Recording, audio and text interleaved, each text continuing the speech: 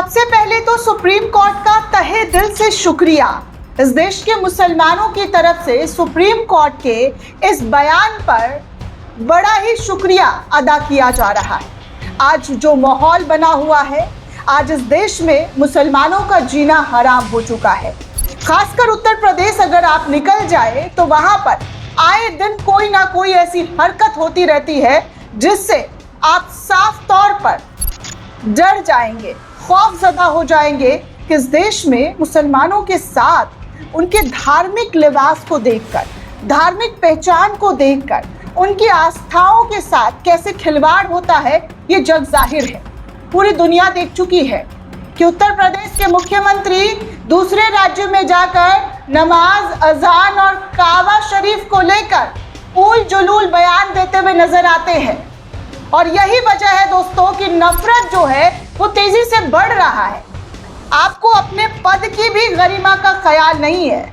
आपको ये भी नहीं पता है कि आप एक राज्य के मुख्यमंत्री हैं और आपके भाषणों की वजह से क्या असर किसी और समाज पर पड़ सकता है। लेकिन इस वक्त सुप्रीम कोर्ट ने सुप्रीम बातें कही है जिसको देखकर, सुनकर इस देश के मुसलमानों को थोड़ी सी आस जगी है, थोड़ी सी तसल्ली हुई है कि कोई है उनका सहारा, इस जुल्म में भी उनके साथ खड़ा हुआ है।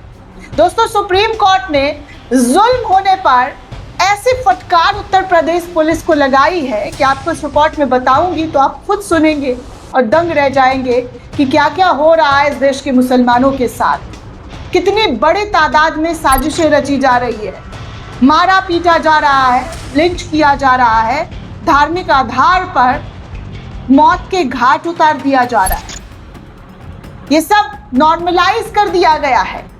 योगी के शासन में तो और भी ज्यादा नॉर्मलाइज हो गई ये चीजें, क्योंकि जिस तरीके से योगी का कानून और योगी के प्रशासन के जरिए कार्रवाई हो रही है, बीते कई दशकों से सवालों के कटघरे में खड़े हुए हैं।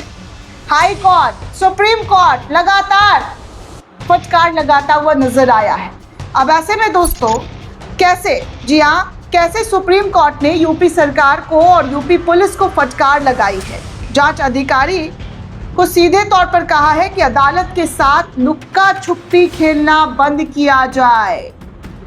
ये शब्द है सुप्रीम कोर्ट का कि अदालत के साथ लुक्का छुपी खेलना बंद किया जाए।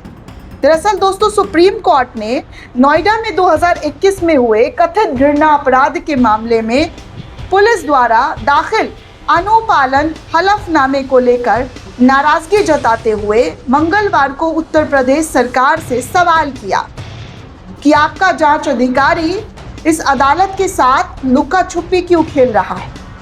जस्टिस विक्रम नाथ और जस्टिस संदीप मेहता की पीठ ने उत्तर प्रदेश सरकार की ओर से पेश हुए अतिरिक्त सॉलिसिटर जनरल एस नटराज से पूछा कि पुलिस ने इस मामले में भारतीय दंड संहिता यानी कि आईपीसी की धारा 153B क्यों नहीं जोड़ी।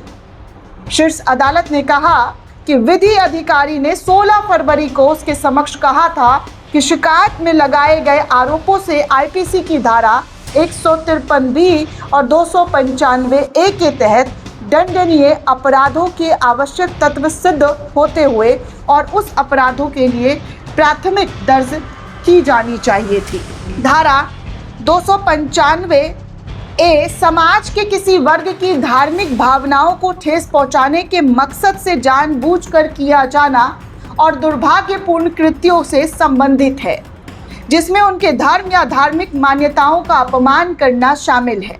कोर्ट ने 4 जुलाई 2021 को नोएडा में व्यक्तियों के एक समूह पर, जी हाँ, मुस्लिम व्यक्ति के एक समूह पर कथित घृणा अपराध के दुर्व्यवहार और यातना के पीड़ित को एक वरिष्ठ नागरिक की शिकायत पर निष्पक्ष जांच और सुनवाई के अनुरोध वाली याचिका पर सुनवाई कर रहा है। मंगलवार को दोस्तों सुनवाई के दौरान सॉलिसिटर जनरल KM नटराज की पीठ को सूचित किया गया कि निचली अदालत ने पुलिस को मामले में आगे की जांच करने की अनुमति दे दी है और पुलिस आवश्यक धाराएं जोड़ेंगी। याचिकाकर्ता के वकील ने कहा है कि सुप्रीम कोर्ट ने पहले कहा था कि प्राथमिक आईपीसी की धारा 153B और 295A के तहत आरोप जोड़े जाने चाहिए और ये धारा 153B को फिर से हटा क्यों दिया गया। पीठ ने राज्य सरकार से पूछा कि आपका जांच अधिकारी इस अदालत के साथ लुका छिपी का खेल क्यों खेल रहा है। न्यायालय ने राज्य सरकार से यह भी सवाल किया कि 153B को क्यों नहीं जोड़ा गया। अतिरिक्त सॉलिसिटर जनरल के पीठ को आश्वासन दिया गया है कि पुलिस धारा 153B जोड़ देगी। पीठ ने कहा है कि हम प्रतिवादी द्वारा दाखिल अनुपालन हलफनामे से संतुष्ट बिल्कुल भी नहीं है। सुप्रीम कोर्ट ने जांच अधिकारी को तलब करने की इच्छा जताई है, लेकिन नटराज के अनुरोध पर पूर्ण अनुपालन सुनिश्चित करने के लिए 2 सप्ताह का समय दिया गया है। मामले की अगली सुनवाई 19 मई को होगी। कोर्ट के विधि अधिकारी से कहा गया है कि कृपया अपने अधिकारियों को सूचित किया जाए, अन्यथा वो मुसीबत में पड़ सकते हैं। उन्हें बुलाकर फटकार लगाने में हमें कोई आनंद नहीं आता है। जिस तरीके की कार्रवाई उनके जरिए की जा रही है, इस कार्रवाई को लेकर उन्होंने साफ तौर पर कहा कि जो है नाकाबिले बर्दाश्त है। हालांकि दोस्तों, नवभारत टाइम्स ने नाम तक नहीं छापा है कि याचिकाकर्ता कौन है, लेकिन आपको बता दूं कि याचिकाकर्ता काजिम अहमद शेरवानी ने आरोप लगाया था नोएडा में हुई 2021 में घटना के बाद उनकी दाढ़ी खींची गई थी, उनकी टोपी उतारी गई थी, उनकी धार्मिक पहचान के आधार पर उन्हें अपमानित किया गया था। ये सब कुछ कोर्ट के सामने याचिकाकर्ता काजिम अहमद शेरवानी के जरिए कही गई है। अब आप सोचिए दोस्तों कि कुछ न्यूज़ चैनल वाले नाम तक बताने की जहमत नहीं करते हैं। अभी जो खबर छपी हुई थी नवभारत टाइम्स की, उसमें नाम भी नहीं छापा गया है, बस एक याचिकाकर्ता ने याचिका दाखिल की है। ये भी बता नहीं पा रहे हैं कि इस देश में मुसलमानों के साथ क्या हो रहा है। दाढ़ी टोपी धार्मिक लिबास देखकर उन पर गिद्ध की तरह कूद जाते हैं, उनके साथ बुरा व्यवहार करते हैं, बहुत ही घटिया सलूक करते हैं और कई मामले में तो उनकी पिटाई होती है, जबरन नारे लगवाए जाते हैं। ये सब शायद बताने में मीडिया वाले परहेज करेंगे, गोदी मीडिया वाले चुप रहेंगे, लेकिन आप जो हमारे दर्शक हैं वो ये जानते हैं कि मुसलमानों के साथ क्या हो रहा है, कैसे उनके धार्मिक लिबासों को देखकर टारगेट किया जा रहा है और हम सब आंखें फैलाकर देख रहे हैं, चुप है, खामोश है, इस बात का इंतजार कर रहे हैं कि भैया हमारा नंबर तो नहीं आया ना। लेकिन वो दिन दूर नहीं है दोस्तों जब अगला नंबर किसी का भी हो सकता है, किसी का भी, सिर्फ मुसलमानों का नहीं, किसी भी धर्म के लोगों का हो सकता है। और आपने मेरठ में एग्जाम्पल देख लिया है कि कैसे जब मुसलमानों के घरों पर बुलडोजर चला करता था तो तालियां बजाई जाती थी, न्याय का प्रतीक बताया जाता था, लेकिन वही बुलडोजर मेरठ में हिंदू व्यापारियों के ऊपर चला तो वो योगी और मोदी के खिलाफ नारा और मुर्दाबाद का नारा लगाते हुए नजर आए। तो ध्यान रहे, खामोशी आपको एक दिन ले डूबेगी। अन्याय के खिलाफ अगर आप आवाज़ नहीं उठाते हैं तो आप भी सबसे बड़े इन तमाम हिंसा के साझेदार होंगे। इसीलिए अपने लेवल पर देश के तमाम आवामों से मैं गुजारिश करना चाहूँगी कि गलत के खिलाफ आवाज़ उठाए, शांतिपूर्ण तरीके से आवाज़ उठाया जाए। लोकतांत्रिक देश में रहते हैं हम और इसी लोकतांत्रिक देश में हमारा अधिकार है कि अगर जुल्म हो रहा है तो जुल्म के खिलाफ बोलें, जुल्म के खिलाफ आवाज़ उठाएं। और यहाँ दोस्तों सुप्रीम कोर्ट के जस्टिस विक्रम नाथ और जस्टिस संदीप मेहता की पीठ ने इस जुल्म को देखकर पुलिस अधिकारी के खिलाफ सख्त रुख अपनाया। कोर्ट ने कहा कि उनके स्पष्ट निर्देशों के बावजूद एफआईआर में भारतीय दंड संहिता आईपीसी की धारा 153B शामिल नहीं किया गया है।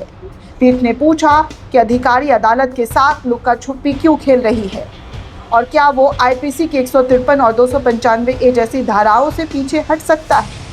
इस तरीके की बातें कोर्ट को आगे आकर कहना पड़ा है।